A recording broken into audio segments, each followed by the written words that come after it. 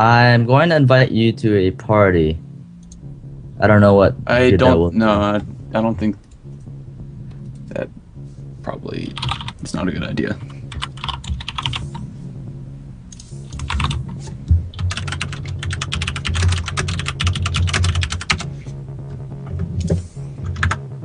Oh, hey, it's on.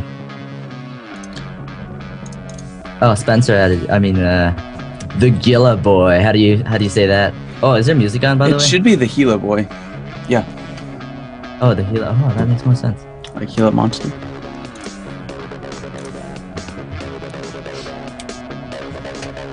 Oh, that's epic music. What is this? This is a song that's been making the rounds of all commercials and trailers for basically the last month, I would say. You should turn that just a bit down. I'm not sure if you can hear us. It's the title track from the album Invaders Must Die by The Prodigy. It's pretty sweet. Yeah? It was in the Duke Nukem Forever trailer, Scott Pilgrim vs. the World trailer, and Crisis 2 trailer, so it's becoming Oh no, my mixer screwed up. a huge phenomenon in anything with action. It's just such an awesome It's almost 9 o'clock. So we should be good very soon. Well, What's- currently TGB. Oh, sorry. currently in the game we only have the two of us and the Gila boy. Sick. Did you switch yourself to Terran the second you got in, or is that? No, that's just there. Oh, it like popped up as random, then it switched really quickly to Terran. I'm not that fast. Yeah, I was gonna say that's some extraordinary. You're just so used to switching to Terran that you Hey, do shut it up. in a split second. All right, hello, ladies and gentlemen. We currently have 32 viewers. You are watching the official Collegiate Star League season, and I'm also getting an advertisement on my own stream, or their stream. My name is Ratnack, and we also have Craigus with us, who is our observer for the day. We're going to be your commentators for today, and we are from Waterloo CSL TV, so we'll be casting today's games. Today, we'll be live casting 4 universities in the round of 32. Those including RPI, Stanford, Toronto, and Hawaii. RPI being the first place in Guardian, Stanford being 4th seed in Nova, and we have the University of Toronto, 2nd in the Immortal Division, and for Hawaii, they are in 3rd currently in the Spectre Division. We got some games today, total of 8 sets if it does get that far. That's, I believe, maximum. Or, sorry, 10. 10 is max. Sorry. And for the first set, we're going to be having RPI versus Stanford University. And Street, we will be having Street versus Excel, or Excel. What is that? Name yourself Excal, after maybe? it. Excal, there you go. Hey, short for Excalibur, what do you think? I don't know. That's maybe he was trying to write Excel because he really just loves Office software and spreadsheets, and his finger slipped. That seems likely to me. I see.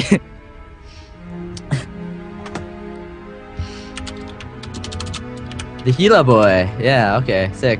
No, I said it wrong the first time. I said the Gila boy. I don't really understand the reference there. You need to watch more Animal Planet.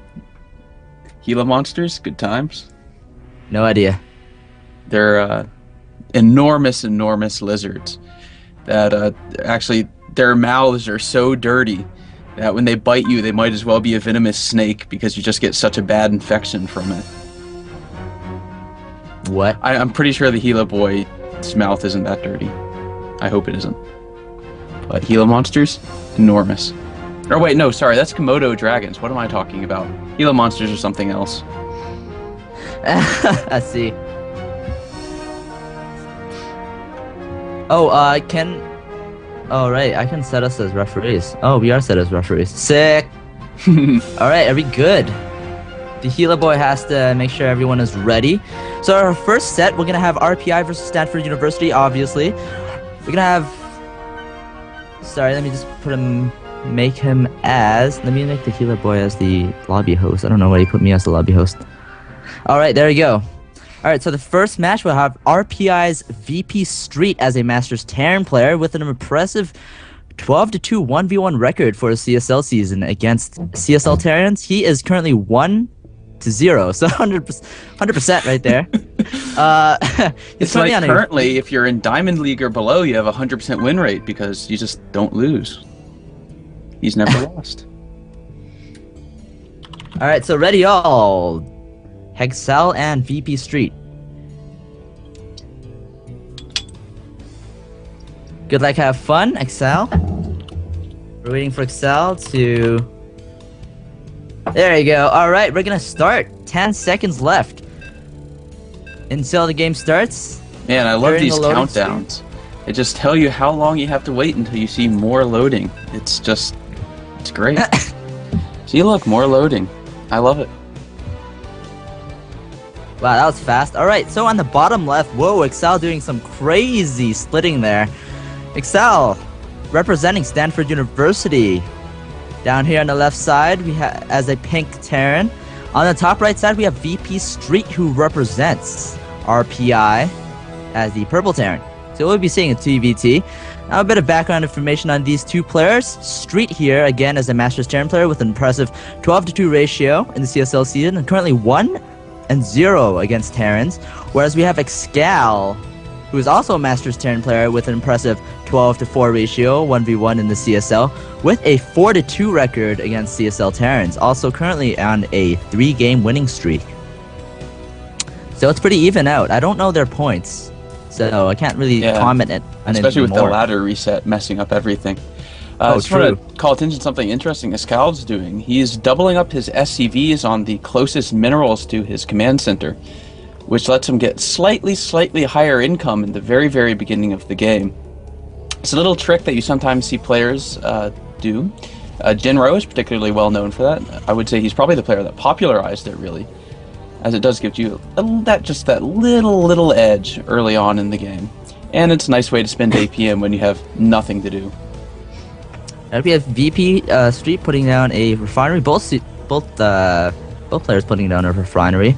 Very standard 12 racks, 13 refinery. Nothing special going on here. We have VP Street sending out an SCV as well as Excal.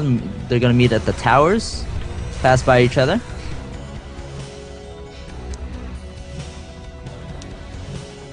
And not really much to talk about here,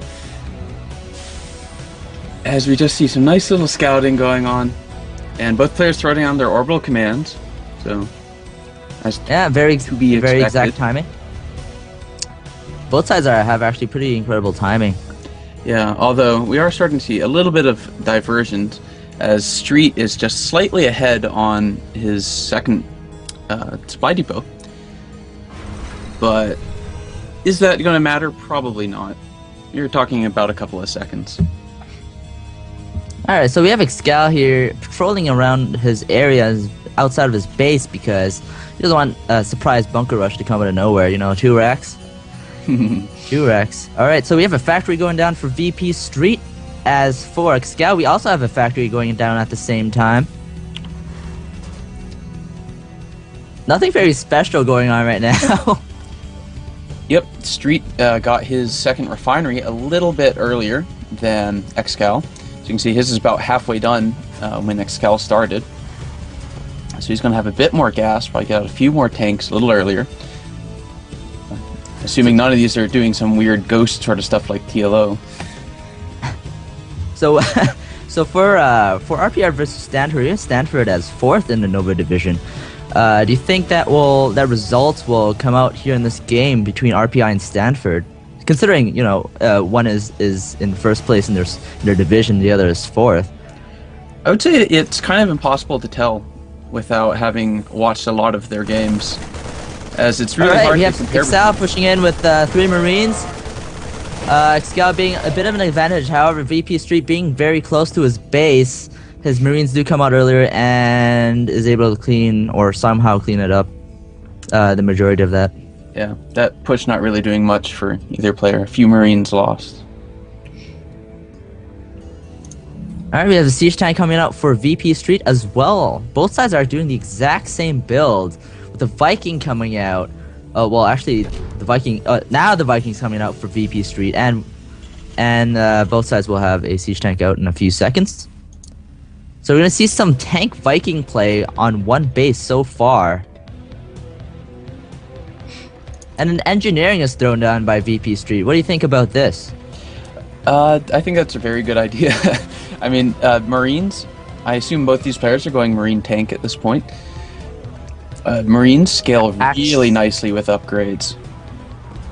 Pretty interesting. He's getting a Excal here in the bottom left is getting a Raven. Maybe going to be throwing down some PDDs as the Vikings shoot. So winning that Viking war maybe with an extra Raven at the beginning? Possibly. Or he could even just... Oh, he could do almost anything really with it. I think you're probably right though. PDD? Yep, definitely. Very useful. PDD is not going to be getting any ground dominance here, considering the Marines are not not missile attacks or tanks. Yeah, so he's definitely the goal of that Vikings. Probably not going to gain much if he throws down auto turrets. I suppose one could throw auto turrets right next to the tank line, and that would probably be quite useful, as all the tanks would shoot at the auto turret and do a lot of splash damage, but that would really be a waste of Raven energy. Hey, Kragus. Else. Yeah? I see a diversion. What do you see in the diversion in this build? Well, Siege Tech. What? Oh, hey, yeah, Siege Tech, whoa. Yeah, other than that, though, Excal is actually delaying his Siege Tech for his Marine reactor, while VP is going to be getting a Tech Lab instead, and getting that Siege Tech. Do you think the reactor was just to get the command center out faster for Excal? I don't know. Whoa! Excal putting down another command center. Whoa. Early third now, much. Yeah, that's unusual, I have to say.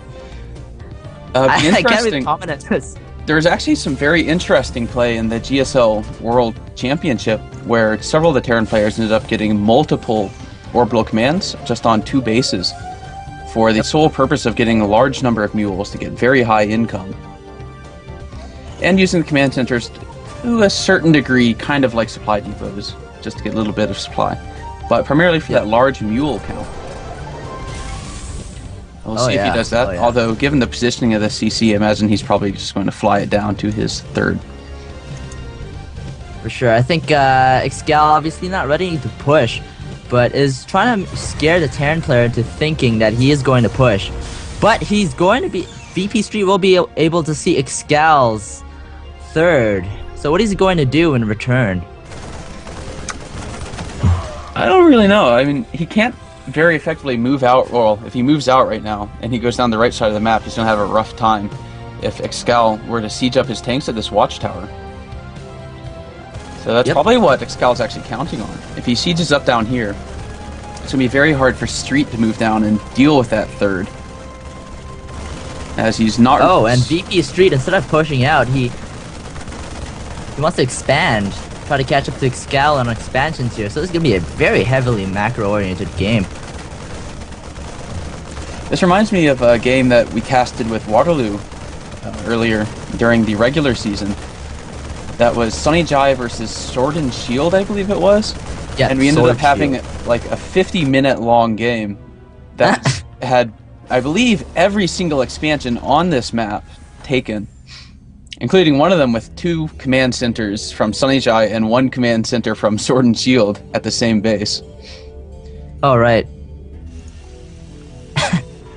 that Excal, was what awesome. do you... I really think you should get rid of the rocks in between the third and the second, or else that investment is gonna... Well, not entirely, I would say, because unless he moves around. Yeah, he is going to try to move around